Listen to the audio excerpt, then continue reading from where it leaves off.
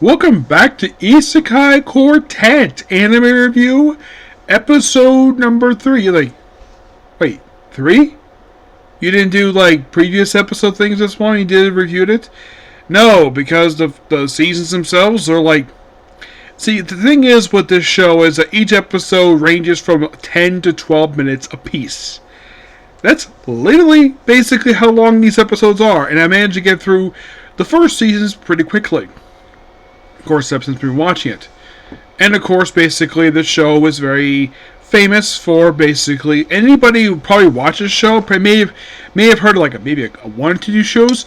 But basically, the best way you can describe Isekai Quartet is basically a promotional series for all their series part of this crossover, this non-canon crossover.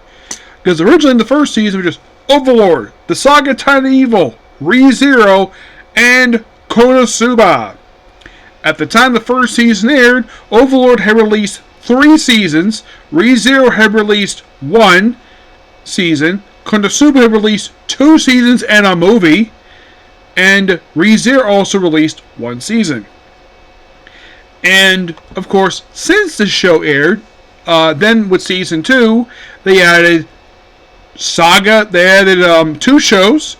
One, they added The Rise of Shihiro, which that was my introduction to the characters of the show, and Cautious Hero. Yes, where they throw in the male and female leads of the show who briefly appeared in the last episode and also appeared in the opening episode of this show.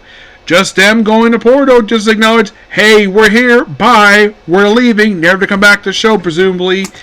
And by the way, let me also point something out about the Cautious Hero characters. Because Cautious Hero only had 1 season. 1. Do not know the reason for this.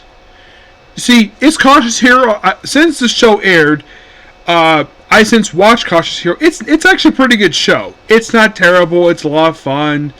And of course, basically, this thing bring up the I'm pairing. He's doing push-ups and oh yeah, and then he just puts on his armor and him and the goddess walk to the portal, and that's it. Basically, that's their stick from the show. And you'd probably be thinking wait, are these 2 the only cast members for that show? Well, that depends on the story. Yeah, these 2 are generally put in all 7 books released for the series, but each of the books basically, there's been 7 books released for the series, and as of currently, the light novel series is on hiatus. The first 2 books is the first story, which we have for the first season show. The second story arc was books 3 to 5, and the third and most recent story arc was sort of an alternate version of the first story arc, but it's told in 2 books, 6 and 7. The one where it had alternate telling, where in that particular book's storyline, where one of the plans they had for the first story arc was to have the 2 dragon characters, where the girl was going to die and become a sword. In that reality, she did, and the demon generals actually were good guys, which was interesting. And also the fact that this also was the story, I think was this story in the previous one, where they brought in the original character's original personality, where he was really reckless. Yeah. If you have a chance to read these light novels, they're quite interesting to say the least. And I still wonder why that this show never got a second season. In the case of Rise of Shihiro, by the time I got added to the show, it only aired 1 season. And as of currently, it's aired 3 seasons, with a 5th season on the way. 2, of course, was not very good at most times. 3 was really much better, and 4 continued that good momentum of season 3 got. I think for some people they were surprised we got a season 4, and everyone was shocked we got season 5. Overlord has since released 1 season of the movie. Re:Zero has released 2 seasons and a 4th season coming next year. Konosuba, on the other hand, has released a season, a couple OVAs, and a 4th season coming out next year. Yes, next year. And it's going to be their 4th season of the show. Yeah. So, what kind of happens in the course of this episode? Well, we get some new characters out of the cast. Oh, in case you're curious, though, is anybody added from Overlord? No. Anybody added from Rise of Shihiro? Nope. You briefly see Nafumi, Philo, and Raftalia just waving goodbye because waving off someplace because they play no part in this episode. Damon Mills, who voiced one of the characters in the show, he's reprised his character multiple times since the first season aired of Silent Evil, but they've only aired one season. Despite the fact there's also been a movie. Yes, Silent Evil had a movie that for some reason, do not know why this is. Heck, Monica Real basically mentioned this to me. You would think, though, because Crunch Funimation are now under one roof, there's been a merger, and you would think, like, oh, maybe they'll release a dub by now. They have not. Do not know the reason for this, but yet the dub for the Konosuba movie, that's released. Overlord had a movie, that dub was released. But Sagatana Evil? Oh, heck no. Oh, in case you're curious though, like, was anybody added from Konosuba? No. Konosuba, mostly everybody's the same, and pretty much kind of the same thing for Overlord. It's mostly put ReZero adding a couple of new characters. Mostly put Garfield and Otto. Now, of these two characters, Rem does briefly appear in the episode. She has interacted with Otto, not Garfield. Nope. Of course, she's mentioned about Garfield, about stuff she kind of knows by him, except that here is kind of the thing if you watch the ReZero anime. Garfield and Rem have never met. Like, I know that Garfield does know of Rem, thanks to Ram, because, of course, Garfield has got a thing for Ram. But these two have never met in the series. And it is kind of weird to have Rem here, because even though here's something really weird, though. Of course, they have Super when he walks live and sees Beatrice. Beatrice is much nicer to him, given the fact that if you just watch the show, you go like, wait, wasn't Beatrice mean to him the last 4 seasons, and now they're good to shoes now? Well, that is because basically the show decided to include elements from ReZero Season 2. That's kind of what they did here. They include elements of that because they included that. They included Garfield here, who debuted in Season 2. And, by the way, Tanya herself, she doesn't know anything except basically referee a sumo match. Or basically, it's basically Darkus, Cocytus, and members of some of the cast of Evil just stronger, so have a sumo match. This is where Nafumi basically is asked but declines. So first we have Albedo first wrestling with members of the group, and then she's wrestling Garfield ends up destroying the field. Meanwhile, though, Ainz is talking to Roswell, which is interesting though because the only time these two have ever interacted, if you watch just this show, because these two are from two different series, because Roz is ReZero and of course Ainz is Overlord. I should point out that in the case of Ainz, this is the first time Chris Crow has played the character since the Overlord Sacred Kingdom movie was released last year. That was the last time he played the character. It was kind of the same thing with Albedo. Yeah, Liza Maxwell, last time she played the character was actually that very movie. This fact appearance was very brief. And I did talk to her about that character, about this show coming back this month. I did talk about that last one I saw at Shoki Expo. Ryan Bartley, kind of the same thing, because, of course, Ram is in the show, but Ram does not appear in this episode, surprisingly. No, not really. Actually, she does briefly appear for a couple, maybe one small scene. And, of course, everything can test, of course.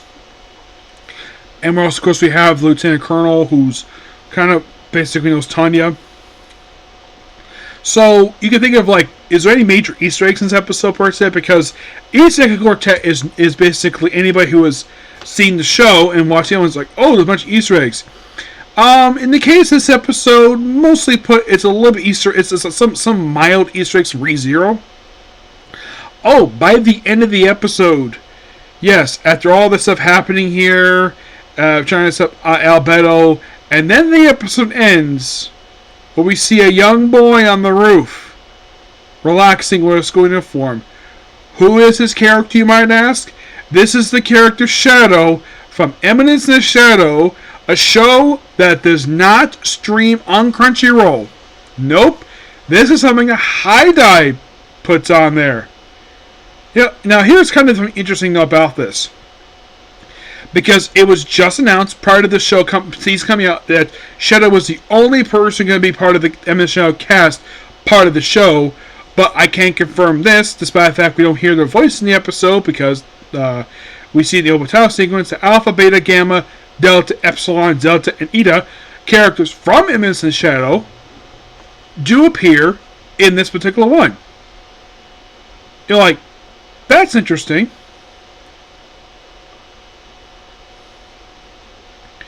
Yes. Oh, in case you were wondering though, is Whis in this episode?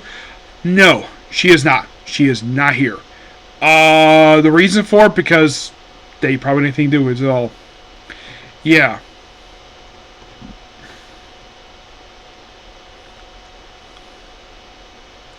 It was nice to hear everyone's voices again. Didn't hear anything from Monica Riel about this. Oh, and also, this season is the first one to feature Stephen Fu as Nafumi, because of course the actor who originally played him, Bailey Kemitz, passed away a few years ago, and this is the first time he's played the character since the season just ended. Yeah, in case you're curious though, like, how long had it been since the ending of season 4 of the show? Here's the answer for that question. It has only been a month. Yeah, a freaking month. Yeah, and basically just have Eric back here. By the way, Erica Martinez, who plays Reptalia, also plays Puck and also plays Megamine. By the way, a lot of the characters in who basically Eric cast, Aqua has seen one brief scene and that's it. A lot of the characters don't do much this episode per se, because I get the fact, yes, it's the opening episode of the season, so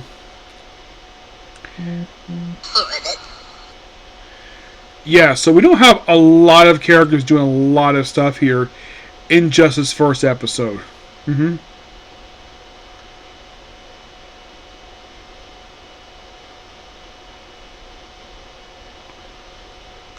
And of course, I think it was Ain's mentioning about, that there might be duplicates. Probably referencing, well, probably an outside Easter egg. There's one really weird scene we have, basically the Death Knight, Hamsky, and I think Cerberus having tea, which I thought this was kind of funny. Like, I did not expect this at all. So, yeah, it's kind of interesting though, the fact, okay, so they, in case you're overall curious though, what series had characters added the show from the Earth series? Konosuba, 0. Overlord, 0. ReZero, at least 2. That being Garfield and Otto. Sakata Evil, 0. Rise Your Hero, as this moment, there's one confirmed, but in Emerson Shadow, pretty much they added almost the whole cast. Just mostly put Shadow himself and his organization. Which, kind of, yes. So if you ever want to watch the show for Eminence in Shadow, which you can find it on High Dive. That's where you can find it. Now, you're probably thinking like, why in the world would Isekai Quartet include a dark series like Eminence in Shadow? Well, because some comedy in it. That's pretty much the reason for it. And one thing I think would be interesting, though, if they included Shadow's sister in the show. But here's the thing. In universe, she knows nothing about the Shadow organization. She does not know anything about that at all. Yes. And also the fact that basically Shadow's sister has this weird obsession with him. She's got a brother complex. Like, if you watch the show, there are certain points that she really wants to have sex with her brother. Yes, seriously. It's a weird premise for the show, but that's probably the reason why they decided not to include it. I definitely think it was interesting, though, that they included Shadow in the show. Now, if you're curious, though, did they somehow replace him? From what I can tell, it's still Adam Gibbs, who pretty much in a way just still plays the character. And here's something pretty interesting about Endless and Shadow. Out of all the series adapted from light novels that are part of this very show, this one has the least, with 6. You're like, 6? Yeah. They have only released 6. And I have read the first 4? Yeah. First 4. Yeah. So, of all the ones attached to the show, this one has the least. What about Cautious Hero? Cautious Hero has 7. Rise Your Hero's got 22. Saga Team will just release his 14th volume here, which I think there's still 2 more volumes. Actually, no. 14 is the most recent volume released in Japan. So that kind of means that when I first read this book, we're pretty much up to date. That's another series that's pretty much up to date here now. ReZero has got probably got the most. Yeah. This one has over 40 volumes released. Currently 42 released here, 27. Overlord has got currently 16. Which they've not released any new volumes. Yeah, they did confirm 2 more volumes. And out of all the show, and Konosuba is the only only series based on a light novel that's part of the show that has no new light novels coming out. You're like, really? None? Yeah, this is the only one that has ceased publication of it. Because this concluded at the publishing for almost 7 years. And they only released 7 volumes. The manga series is still out. Yeah, the manga creation is still out, no problem. And of course, they've almost forgot to mention here, they also have done a spin-off. I think, wait, Konosuba's a spin-off? Yeah, it's a spin-off / prequel. It focused on Megami most of that first season. Is what she was up to before the events of the first light novel. And then basically the rest of it is set afterwards. Yeah. But you're probably thinking, if this episode is only 11 minutes, why is your video almost 20 minutes long? Because there's a lot of talk about outside of the stuff, per se. Because I like talking about it. Yeah, the Explosion series, which I did like the show. Surprisingly, the season that aired adapted, of the original 3 light novels, they adapt the whole thing. You're like, really? They adapt the whole thing in one season? Yeah, they did. Kind of interesting to do that. You might be asking the question, is there the material for season 2? Yes, they have 2 light novels released for a sequel series. They could probably do that for season 2, but that's probably all they can do. No, seriously, that's all they can do. If the sequel series if this one gets sick of season, that's probably what's going to happen with that. But Konosuba, well, in the case of what they've adapted so far, for Overlord, they pretty much have adapted the first, I think it's 14 volumes out of 16. Konosuba has adapted by season 3, book 7.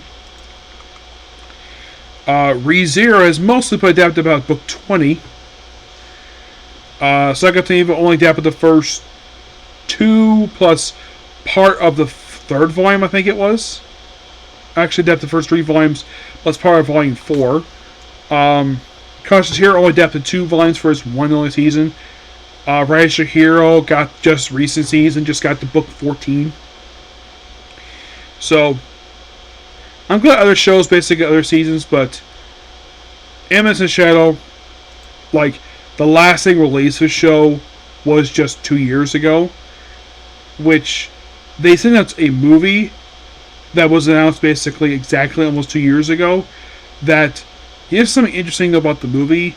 There is no release date for it yet. All that we know about it, anybody knows about it, is that it's called Lost Echoes. My guess is adapting the second half, book 4, because by the time the second season ended, they only adapted the first half of the light novel, not the second half. So there is that. Yep, so yeah, that's pretty much it for the video. Please be sure to like, comment, subscribe, turn notifications. Next up we have is my Stay Assassin, obviously sees here. Okay, next video. Bye.